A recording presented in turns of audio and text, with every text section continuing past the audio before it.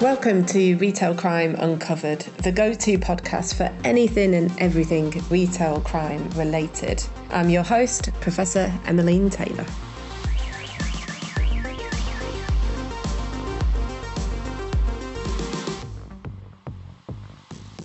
I'm delighted to be joined today by John Yates, who is a fascinating individual. He's had so many careers and at the top level of his game in all of them. He's currently the director of Scentre Group, which you might know, or you might be more familiar with as the brand of Westfield shopping malls.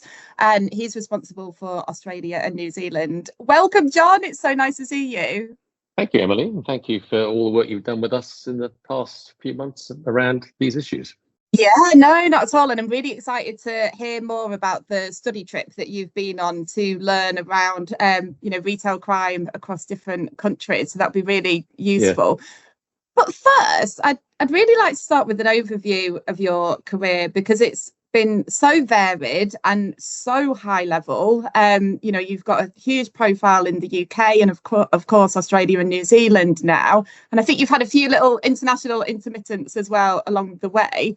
But let's start with your time serving in Europe's largest police force. So you were Assistant Commissioner at the Metropolitan Police. What are some of your best memories of working in the Met across those 30 years? Yeah, well, I think first let's say I had a big profile, and it's been wonderful for the last 12 years not to have that profile. I had a wonderful career in the Met in London, Scotland Yard. Spent 30 years there. Did some really, really good things, I think.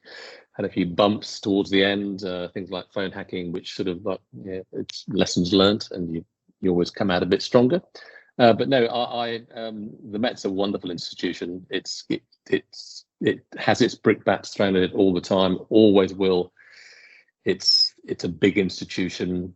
It's been there a long time. It's the oldest police service in the world, probably. May not be right on that point, but it's the oldest developed police service in the world.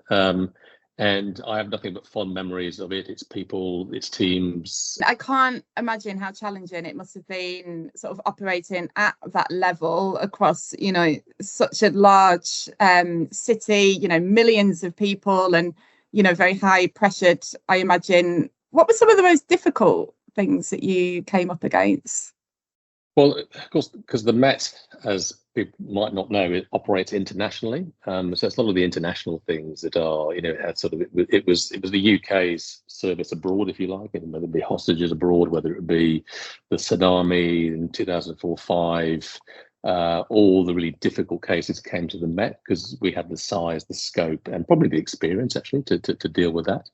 I suppose if I look back and go, what was the biggest thing I did, probably the Asian tsunami in 2004-05, because that was just such a unusual, unprecedented, catastrophic human disaster, and to be able to put some order to that in terms of identifying victims, getting the right people to the right families. Probably, if I look back and go, I did lots of, I think, good things, but that was probably the biggest thing I did, because the enormity was just what it was. And it was, at one stage we thought we'd lost 3,000 UK residents, UK citizens, and we didn't do anything like that. It was around 150, but that was probably the best thing I did in terms of supporting families, supporting victims, and giving people closure, which is a lot of what policing is about in terms of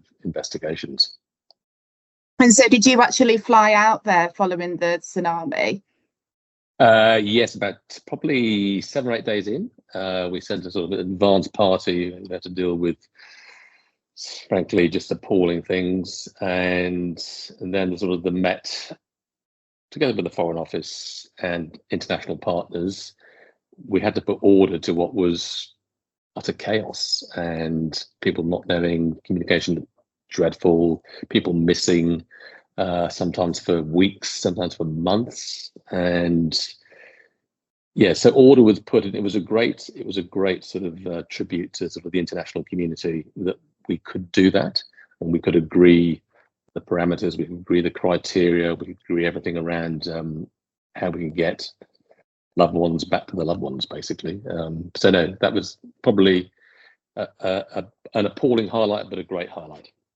Yeah, no, absolutely. I think many officers that I speak to, it is those really challenging, difficult cases that, you know, it really also allows you that opportunity to assist people, you know, in their sort of moments of need. And that particular work that you did then earned you the Queen's Police Medal. How did that feel, receiving that award? Oh, hugely proud. Hugely proud to see Her Majesty the Queen and have it awarded by her as well, which is great. But yes, a number of people were properly, you know, were also recognised around the tsunami, and it was one of the great tragic events in the last 20, 30 years.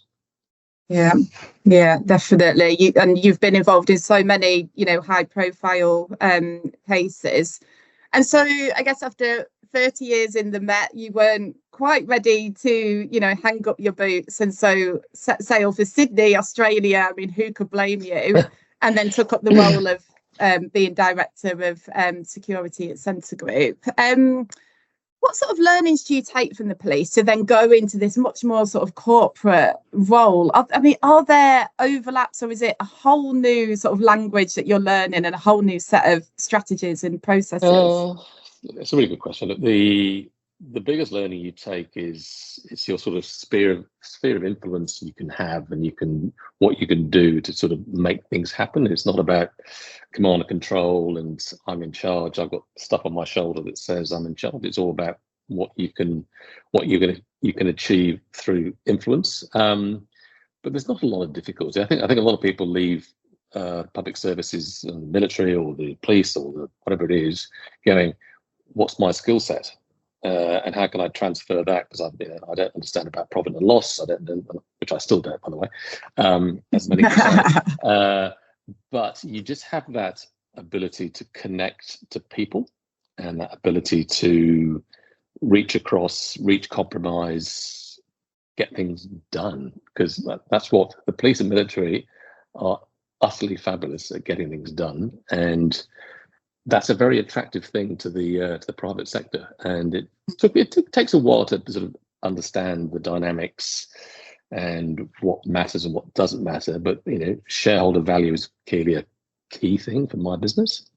If you have that uppermost in your mind, you do find that you'll find your niche, and you'll find that your networks, your influence, actually are pretty valuable. And recent incidents in my business, and we're going to probably talk about Bondi very briefly in a minute, just shows the value of that network and influence to get to the right outcome. Yeah, absolutely. And I recall you telling me some really interesting stats about Westfield in Australia in terms of footfall, the sort of dollars spent. You know, would you like to share some of those with us? We are the busiest place in Australia and New Zealand. We used to be a global business, and it sort of ended up half the business in the US and the UK was sold, so it's a new operator there. It's still called Westfield, but nothing to do with Scentre Group. Scentre Group's the umbrella company for the Westfield business. But even down here, 42 centres, we have about 500+ million people going through our centres every year. They're spending $28+ billion. I think it's 70% of Australia live within 30 minutes of a Westfield site. So it's an iconic brand down here. It was founded by a wonderful man called Sir Frank Lowy, a Hungarian Jewish immigrant who came down here in the 1950s, 1960, listed it, and it's been, Australians love a shopping centre because it's just what they do.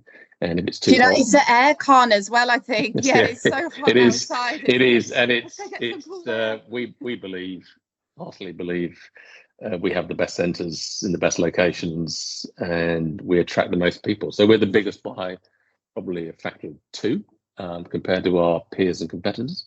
In security, of course, they're not peers or competitors. We're all together on that.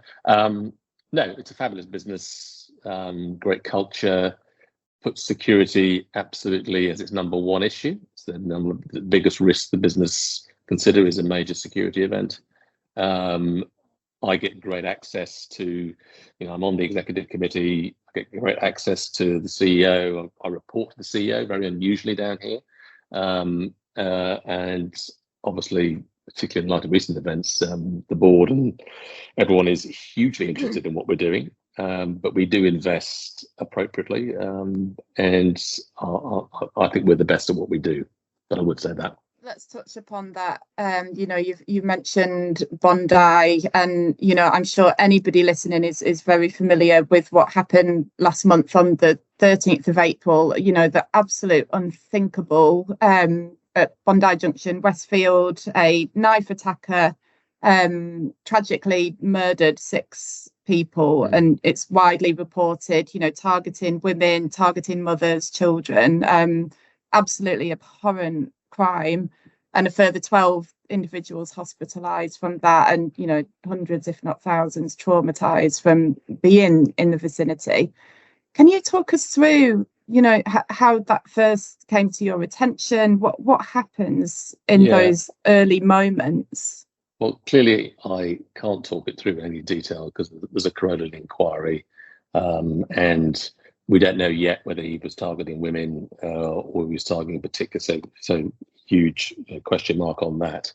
The only thing I would talk about is that the business, not just necessarily me, but others were saying, if you invest in the victims and those affected and put all your effort into that, you probably come out of it okay. And I think it's the same for every crisis, whether it's a cyber crisis about personal identity, whether it's whatever it is. If you invest in victims and put the commercials to one side, you'll come out of it okay as a business. And I'm extremely proud that our business did just that. We're known to be pretty commercially astute, but the business as a unit did all the right things, in my view. Clearly got to be tested where it needs to be tested. But that's my biggest single lesson is, if you're in a crisis, think about the victims, think about how they're affected and support them, and you're probably okay. But the rest of it, in terms of what happened, clearly can't talk about, and clearly subject to a corona investigation. How do you respond then as a business to, obviously the Westfield shopping centre was closed for I think 6 days. It must be very challenging, people going back to work, inviting the community back in. You had a community day. Well, the community day was, we called it a day of reflection. The shops were shut, but the centre was open, and we just invited people in. All our media screens had the black ribbon showing, and it was just very dignified. It was very moving, and we just allowed people to move through the centre, spending the time they needed to reflect and contemplate on what had happened. And I think it was just one of the best things we did. And and we weren't, clearly we weren't trading. And again, I think it was just the best thing we did. I think sometimes after these events, it is almost, sometimes the community want to reflect, but also, come together. And, I think having that opportunity to be able to share, their thoughts and sympathies, obviously, for the families is really important. It's really important. So I recently read that the chief executive of Scentre Group, Elliot Rousseau, has said that there's going to be a new set of security measures rolled out across all Westfield centres across Australia and New Zealand. What type of things do you think are important to introduce, and do you think people will feel the difference, or is this about behind the scenes sort of different strategies, processes, perhaps? Yeah, look, I think there's a number of issues we're going to address in terms of intelligence sharing with the police, working more closely with the police. We'd love a police presence in our centres. Clearly, that's a real challenge in terms of police resources are finite and can't necessarily be dedicated to us. But I think it will, without going into any detail, it will cause a rethink about how we approach security down here.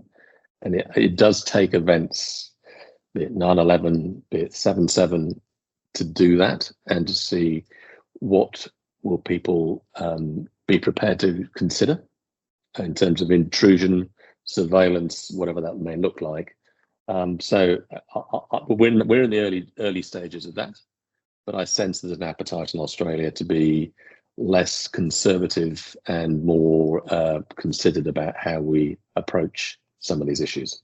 I guess, maybe is there learnings from the US where, unfortunately these incidents seem to be more commonplace? Like, are there strategies that can be taken from elsewhere, or is it so uniquely for that particular country, do you think? No. I think it's, we see these happily. Australia, not necessarily New Zealand, of course, because the appalling events in Christchurch are still resonant with us down here, but it's a rare event, and we see what happens in the US on a daily basis. I think there's more active armed offender events in the US than there are days in the year, which is a terrible thing. So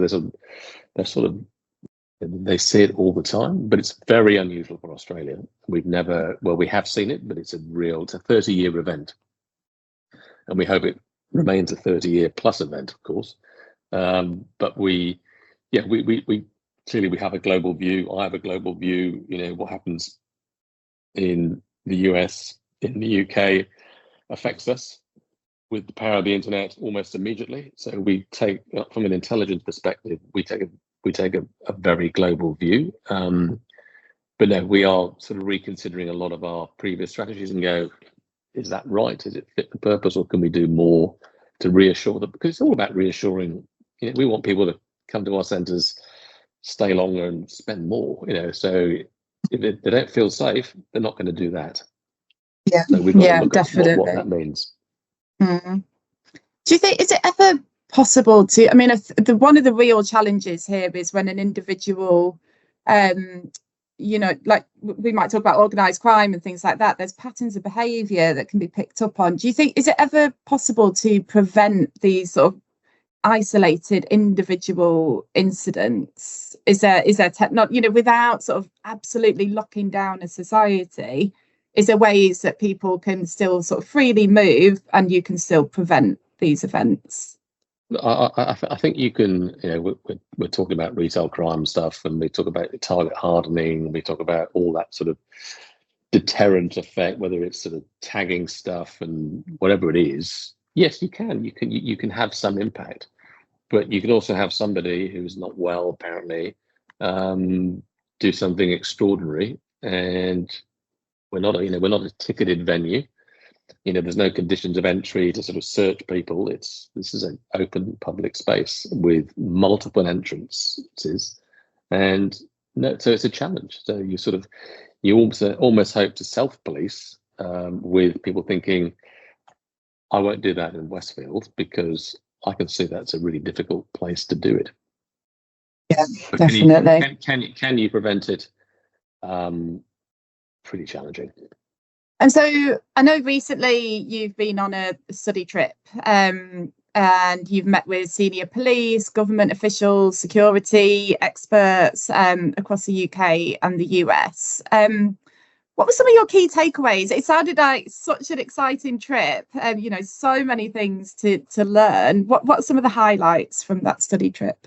So just for your listeners, in terms of this was a small group of senior police, me as a sort of landlord, then a representative from the landlord community, looking at what you're doing really well in the UK and the US and comparing it to what we're doing in Australia, because like yourselves, we are suffering the impact of retail crime in all its various guises, be it sort of prolific offenders, organised offenders, or just people affected by the cost of living. And we think it's really beginning to affect people down here. We haven't even talked about the US. The US, frankly, what's going on in San Francisco and New York is shocking.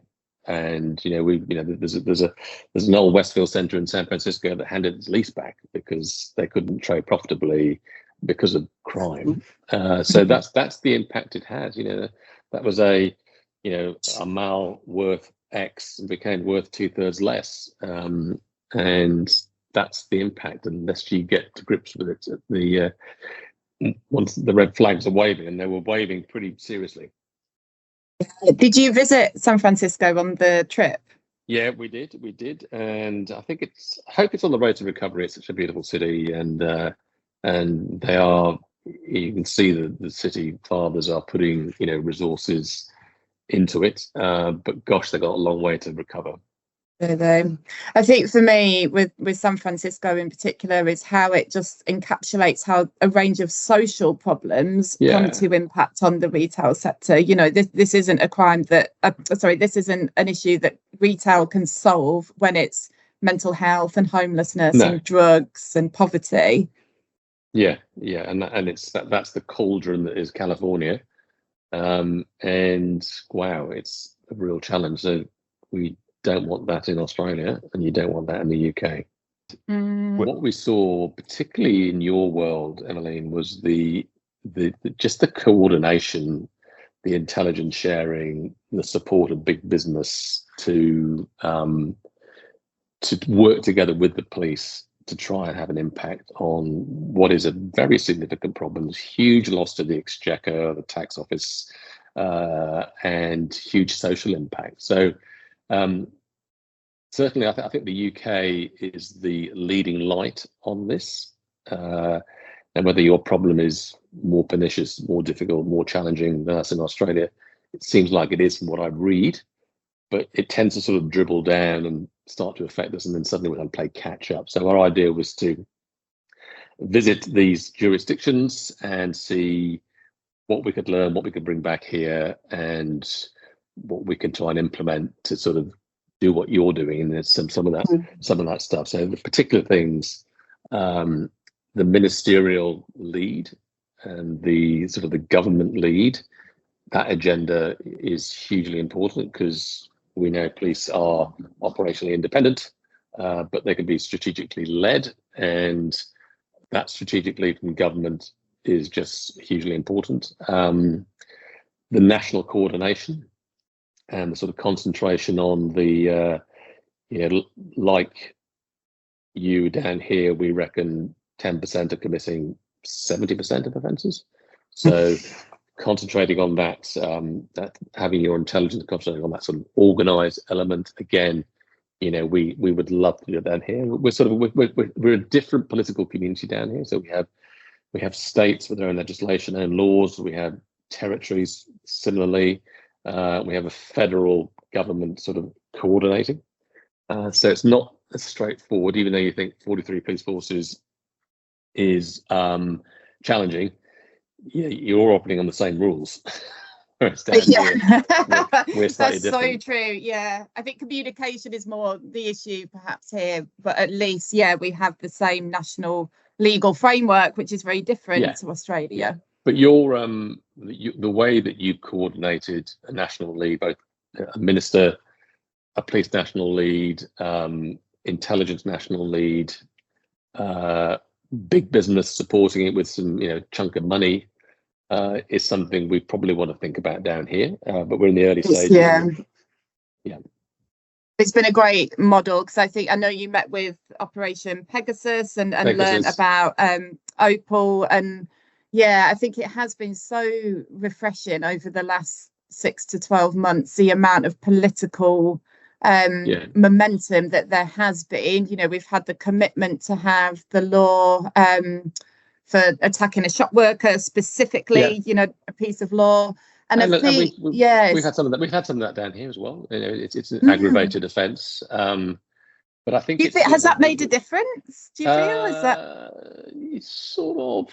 I wouldn't say it's made a huge difference at the moment. But it's in the public consciousness that when I think I was told by, I don't remember who it was, saying 1 in 10 of the working population in London work in retail, and 60% of that 1 in 10 don't feel safe going to work.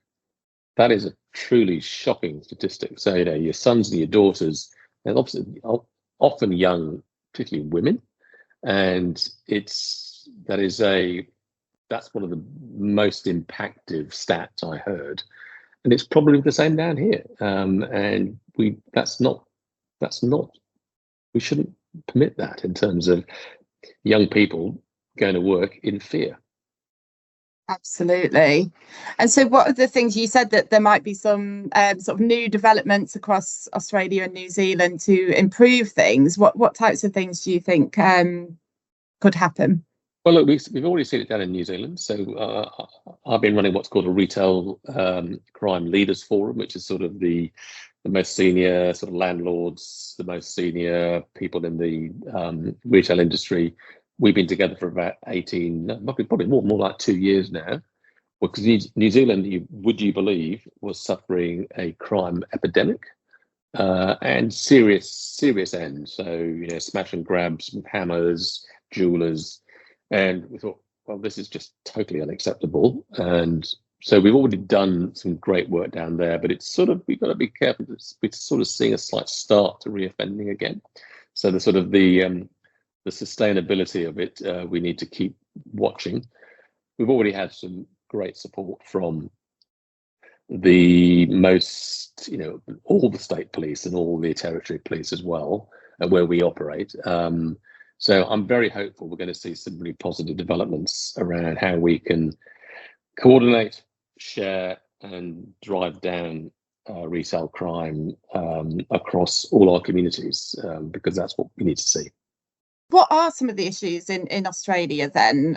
What types of things are you concerned about? Is that, you know, organised retail crime has been a big issue, I think, in the UK and the USA as well.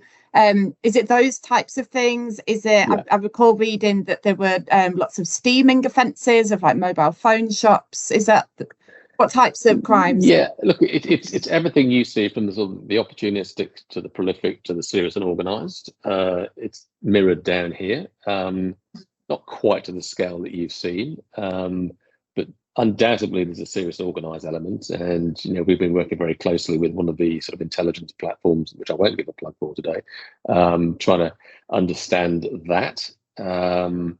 So it's very similar, and it's sort of a crime that, in my experience in the police, is if you sort of stop paying attention to a particular issue and go, that's not a real problem, do something else, criminals will go to that particular issue, because that's when they see, wow, we can do this. You know, they go for the most profit and the least chance of getting caught. And I think retail crime has been like that for a number of years, and we want to sort of reverse that and talk about, you know, if you do this and we've got 30, 40 offences, you're going to get serious jail time. And so there has to be that sort of deterrent. Definitely. I mean, that's absolutely the case here, that it's just seen as low risk, low effort, you know, and high reward. So, you know, if you're criminally minded, it's the obvious choice. What are the different issues that a shopping mall specifically experiences compared to, say, a high street store? I don't think it's too different, to be honest. I don't think it's too different.